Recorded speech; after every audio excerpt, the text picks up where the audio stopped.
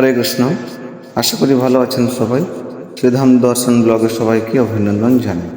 আজকে আমরা শ্রবণ করব শ্রীল শ্যামানন্দ প্রভুর জীবনী। তার নাম শ্রী শ্যামানন্দ হলো কবে থেকে, কীভাবেই বা হলো, তার পূর্বে নাম কি? শ্রী শ্যামানন্দ শ্রী শ্রীনিবাস ও শ্রী নারোত্তম শ্রী গৌরসুন্দরের নিজজন।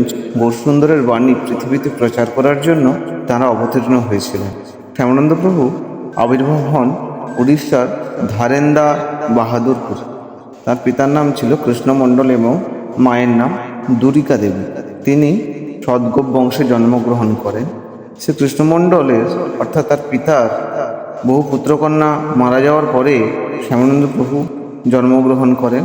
এই জন্য তার নাম রেখেছিলেন দুখিয়া, কারণ তারা অনেক দুঃখ কষ্ট পেয়েছেন। তারপরে শ্যামানন্দ প্রভু আবির্ভাব হয়, সেই জন্য তার নাম রেখেছিলেন দুখিয়া। সকলে বলতে লাগলেন এই ছেলে একজন মহাপুরুষ হবে। বোধ হয় শ্রী জগন্নাথদেব জগতে নিজের কথা প্রচার করার জন্য এনাকে এনেছেন। কিছুদিন পরে শ্যামানন্দ প্রভুর অন্নপ্রাশন এবং তার কিছুদিন পরে তার বিদ্যা আরম্ভ, অর্থাৎ শিক্ষা পড়াশোনার কাজ শুরু হলো। শ্যামানন্দ প্রভু অল্প বয়সেই ব্যাকরণ, কাব্য এবং অলঙ্কার শাস্ত্রে অধ্যয়ন করে পাণ্ডিত্য গ্রহণ করেন। গ্রামবাসী বৈষ্ণবগণের মুখে শ্রী গৌরনিত্যানন্দের মহিমা শ্রবণ করতে করতে তাদের চরণে বালকের প্রবল অনুরাগ উৎপন্ন। শ্রী কৃষ্ণমণ্ডল ছিলেন পরম ভাগবত মহাপুরুষ। তিনি তার পুত্র শ্যামানন্দকে সবসময় গৌর নিত্যানন্দের ভাবে আবিষ্ট দেখে মন্ত্র গ্রহণ করতে বললেন। বালক বলে অর্থাৎ শ্যামানন্দ প্রভু বলছেন, হৃদয় চৈতন্য প্রভু আমার গুরু, তিনি অম্বিকা কালনায় আছেন। হৃদয় চৈতন্য প্রভুর যে মহিমা, অম্বিকা কালনার যে গৌর নিত্যানন্দের মহিমা আছে, সেইখানে তার সম্পূর্ণ লীলা কথা ওখানে বর্ণনা করা আছে। লিঙ্কটি ডেসক্রিপশন বক্সে দেওয়া আছে। হৃদয় চৈতন্য প্রভুর গুরুদেব হচ্ছেন গৌরীদাস পণ্ডিত। গৌর নিত্যানন্দ দুই ভাই তার গৃহে নিত্য বিরাজ করছেন। যদি আজ্ঞা দেন তথায় গিয়ে বা সেখানে গিয়ে তার শিষ্য হব। কৃষ্ণমণ্ডল বললেন, দুখিয়া তুমি সেখানে কেমন করে যাবে? দুখিয়া অর্থাৎ শ্যামানন্দ প্রভু বলছেন, বাবা, দেশের অনেক লোক গৌড় দেশে গঙ্গা স্নান করতে যাচ্ছে, তাদের সঙ্গে যাব। তখন তার বাবা কৃষ্ণমণ্ডল অনেক চিন্তা ভাবনা করার পরে অনুমতি দিলেন। দুখিয়া তার পিতা এবং মাতার আশীর্বাদ নিয়ে গৌড় দেশে বৈষ্ণবদের সঙ্গে যাত্রা শুরু করলেন। কিছুদিন পরে নবদ্বীপ এবং শান্তিপুরে অম্বিকা কালনায় আসলেন। লোকমুখে জিজ্ঞাসা করে গৌরীদাস পণ্ডিতের ভবনে এলেন। মহাপ্রভুর মন্দিরের বাইরে দণ্ডবত প্রণাম করতেই হৃদয় চৈতন্য প্রভু বাইরে এসে তার দিকে তাকিয়ে বললেন, তুমি কে? তখন দুখিয়া বলল, আমি আপনার চরণে সেবা করতে এসেছি। আমি ধারেন্দা বাহাদুরপুর থেকে এসেছি। সৎ গোপ বংশে আমার জন্ম। আমার পিতার নাম কৃষ্ণদাস এবং আমার নাম দুখিয়া। হৃদয় চৈতন্য প্রভু বালকের মধুর আলাপে খুব সুখী হলেন। বললেন, এখন থেকে তোমার নাম হলো কৃষ্ণদাস। আমি আজকে সকালে অনুভব করছিলাম কেউ যেন আসে। কৃষ্ণদাস খুব নিষ্ঠার সহিত সেবা করতে লাগলেন। প্রভু দিন দেখে হৃদয় চৈতন্য প্রভু তাকে দীক্ষা মন্ত্র প্রদান করলেন। হৃদয় চৈতন্য প্রভু কৃষ্ণদাসের সেবা, নিষ্ঠা, ভক্তি এবং অগাধ বুদ্ধিমেধা দেখে তাকে সজীব গোস্বামীর নিকট যেতে আদেশ করলেন এবং সেখানে গিয়ে গোস্বামী গ্রন্থ অধ্যয়ন করতে নির্দেশ দিলেন। কৃষ্ণদাস নত শিরে বৃন্দাবনে যেতে স্বীকার হলেন এবং শুভ দিন দেখে বৃন্দাবন অভিমুখে যাত্রা করলেন। তিনি বৃন্দাবনে গিয়ে সজীব গোস্বামীর কাছে গেলেন এবং বললেন যে হৃদয় চৈতন্য প্রভু আমাকে পাঠিয়েছেন। সজীব গোস্বামী জেনে খুব সুখী হলেন। কৃষ্ণদাসকে তার কাছে রাখলেন। কৃষ্ণদাস সাবধানে সজীব গোস্বামীর সেবা এবং গোস্বামী গ্রন্থ অধ্যয়ন করতে লাগলেন। এইভাবে জীব গোস্বামীর সঙ্গে কৃষ্ণদাসের মিলন হলো। কৃষ্ণদাস জীব গোস্বামীর নিকট সেবা প্রার্থনা করলেন। তখন জীব গোস্বামী আনন্দের সহিত বললেন যে তুমি প্রতিদিন এই কুঞ্জ কাননে ঝাড়ু দেবে। দুঃখী কৃষ্ণদাস সেদিন থেকে অতি প্রীতি সহকারে কুঞ্জে ঝাড়ু দিতে লাগলেন। তিনি এই সেবার সুযোগ পেয়ে নিজেকে খুব কৃতার্থ, ধন্য মনে করলেন। কুঞ্জে ঝাড়ু দিতে দিতে আনন্দে দু নয়নে অশ্রু পড়তে লাগলো। তিনি কান্না করতে লাগলেন। এই কুঞ্জ হচ্ছে বৃন্দাবনের কুঞ্জ, যেখানে রাধা কৃষ্ণ নিত্য লীলা করেন, বিচরণ করেন। দুঃখী কৃষ্ণদাস এই রূপে সেই কুঞ্জ কাননে ঝাড়ুর সেবা করতে লাগলেন তার সেবায় ব্রজেশ্বর ও ব্রজেশ্বরী খুবই সুখী হলেন এবং তাকে দর্শন দেওয়ার ইচ্ছা প্রকাশ করলেন। একদিন কৃষ্ণদাস প্রেম ভরে আনন্দের সহিত ঝাড়ু দিচ্ছেন, এমন সময় দেখিলেন কুঞ্জের মধ্যে পড়ে আছে এক অপূর্ব নূপুর, পায়ের নূপুর।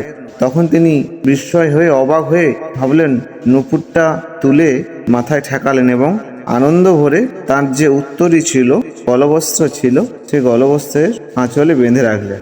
যার নূপুর তিনি খোঁজ করলে তিনি দিয়ে দেবেন। এদিকে সখীগণ সকালে রাধা ঠাকুরানীর বাম চরণে নূপুর না দেখে অবাক হলেন। তখন রাধারানী বললেন, রাত্রেবেলায় কুঞ্জে নৃত্য করার সময় বোধহয় সেখানে পড়ে আছে। তখন তারা খুঁজতে খুঁজতে সেই কুঞ্জ কাননে এসে উপস্থিত, দেখলেন যে কৃষ্ণদাস সেখানে ঝাড়ু দিচ্ছেন। তখন বিশাখা দেবী এসে কৃষ্ণদাসকে জিজ্ঞেস করলেন যে, তুমি কি এখানে কোনো নূপুর পেয়েছো? তখন কৃষ্ণদাস সে বিশাখা দেবীর অপূর্ব রূপকান্তি দেখে মুগ্ধ হলেন এবং বিশাখা দেবীর জিজ্ঞাসা শুনে কৃষ্ণদাস বিনীতভাবে বললেন, হ্যাঁ পেয়েছি। কৃষ্ণদাস বিশাখা দেবীকে বলছেন, আপনি কে? তখন বিশাখা দেবী বলছেন, আমি গোপ কন্যা। কোথায় থাকেন? আমি গ্রামে থাকি। নূপুরখানি কি আপনার? না। বলছেন, আমার নয়, আমার ঘরের এক নববধূ। এখানে কি করে পড়লো? কাল কুঞ্জে ফুল তুলতে এসেছিল, পা থেকে পড়ে গেছে। তখন কৃষ্ণদাস বলছেন, যার নূপুর সে এসে যেন নিয়ে যায়। বিশাখা দেবী বললেন, ঠিক আছে, তুমি দাঁড়াও, তিনি আসছেন। কিছুক্ষণ পরে বিশাখা দেবী রাধা ঠাকুরানীকে এনে একটি গাছের আড়ালে রাখলেন। বিশাখা দেবী কৃষ্ণদাসকে বলছেন, ভক্ত, যার নূপুর তিনি এসেছেন। কৃষ্ণদাস দূর থেকে রাধারানীকে দেখে আত্মহারা হয়ে গেলেন। আনন্দে নূপুরখানি বিশাখা দেবীকে হাতে দিলেন এবং তিনি সম্পূর্ণ যে লীলাটি বুঝতে পারলেন। তখন তিনি প্রেমাশ্রু বর্ষণ করতে করতে সাষ্টাঙ্গে দণ্ডবত প্রণাম বন্দনা করতে লাগলেন এবং সেই কুঞ্জের ধুলিতে গড়াগড়ি দিতে লাগলেন। তখন বিশাখা দেবী বলতে লাগলেন, হে ভক্তবর, আমাদের সখী তোমাকে কৃতজ্ঞতা স্বরূপ কোনো বর দিতে চান, যেহেতু তুমি তার নূপুরটা খুঁজে দিয়েছ। তখন দুঃখী কৃষ্ণদাস বললেন, আমার অন্য কোনো বর চাই না, কেবল তার আমি চরণ রজ অর্থাৎ চরণ ধুলি প্রার্থনা করি। বিশাখা দেবী বললেন, পাশে একটি কুণ্ড ছিল, পুকুর, সেই কুণ্ডে স্নান করে এসো। দুঃখী কৃষ্ণদাস সেই কুণ্ডে স্নান করতে গেলেন এবং প্রণাম করে তিনি যখনই কুণ্ডে স্নান করলেন তখন এক সুন্দরী মূর্তি ধারণ করলেন এবং বিশাখা দেবীর কাছে এসে বন্দনা করলেন। বিশাখা দেবী সেই নব সখীকে সঙ্গে নিয়ে রাধারানীর নিকটে নিয়ে গেলেন। নতুন সখী রাধা ঠাকুরানীর শ্রীপাদ পদ্মে দণ্ডবোধ করলেন। রাধারানীর যে অন্যান্য সখীগণ ছিলেন তারা নতুন সখীকে অর্থাৎ কৃষ্ণদাসকে রাধারানীর সামনে এসে বসালেন।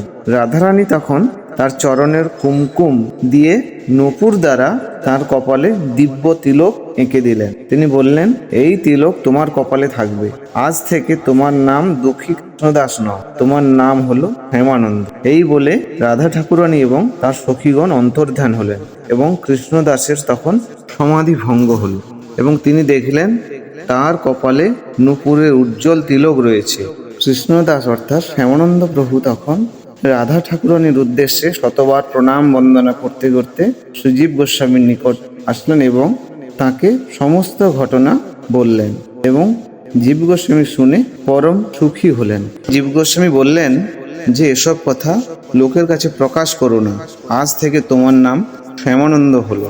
কিন্তু কপালে তিলক পরিবর্তন হয়ে গেছে, সে কথা কি আর কেউ চেপে রাখতে পারে? কৃষ্ণদাসের কপালের তিলক বদলে গেছে দেখে বৈষ্ণব সমাজে তখন বিভিন্ন কথোপকথন হতে লাগলো। ক্রমে ক্রমে সেই কথা তাঁর যে গুরুদেব ছিলেন হৃদয় চৈতন্য প্রভু, কালনাতে অম্বিকা কালনায় ছিলেন হৃদয় চৈতন্য প্রভু, তিনি সেই কথা শুনতে পেলেন যে তার শিষ্য তিলক বদলে ফেলেছে। তখন তিনি খুব তাড়াতাড়ি এসে বৃন্দাবনে আসলেন। বললেন, কৃষ্ণদাস কোথায়? কৃষ্ণদাস তার গুরুদেব হৃদয় চৈতন্য প্রভুকে দেখে ষষ্ঠাঙ্গে প্রণাম বন্দনা করলেন। হৃদয় চৈতন্য প্রভু তার তিলক দেখে রেগে অস্থির হয়ে গেলেন এবং বললেন, তুমি আমার সঙ্গে গর্হিত আচরণ করেছ। তিনি গালি দিতে দিতে প্রহার করতে লাগলেন এবং বৈষ্ণবগণ হৃদয় চৈতন্য প্রভুকে ধরে অনেক বুঝিয়ে শান্ত করলেন। দুঃখী কৃষ্ণদাস একটু দুঃখ না পেয়ে অম্লান বদনে সব সহ্য করে গেলেন এবং গুরুদেবের সেবা করতে লাগলেন। সেই দিন রাত্রে হৃদয় চৈতন্য প্রভুকে রাধারানী স্বপ্নে তাকে তিরস্কার করছেন, বলছেন, আমি দুঃখী কৃষ্ণদাসের প্রতি সন্তুষ্ট হয়ে তাকে তিলক করে দিয়েছি এবং তার নাম বদল করে দিয়েছি, তাতে অন্যের কি কিছু বলার থাকতে পারে? হৃদয় চৈতন্য প্রভু তখন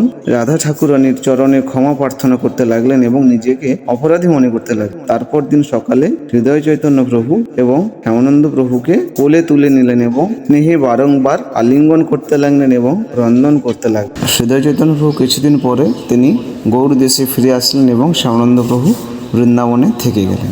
হরে কৃষ্ণ।